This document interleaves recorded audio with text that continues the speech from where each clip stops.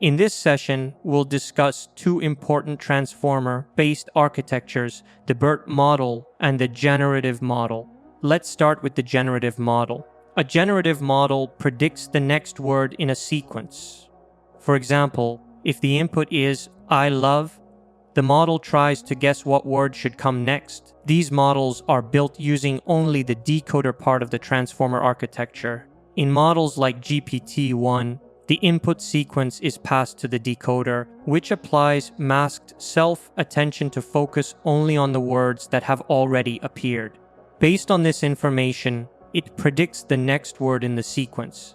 This process continues until the full output is generated. The key point is that generative models such as GPT-1, GPT-2, and GPT-3 rely solely on the decoder and masked self-attention to create text one word at a time.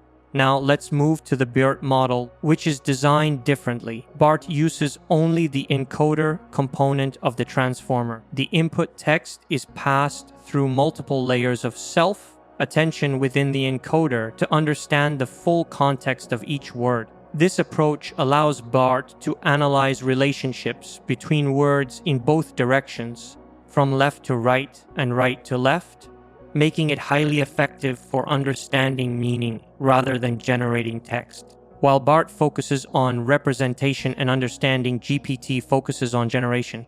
In short, BERT is an encoder-based model used for comprehension tasks like classification and question answering, whereas GPT is a decoder-based model used for generating text. That's the main difference between BERT and generative transformer models.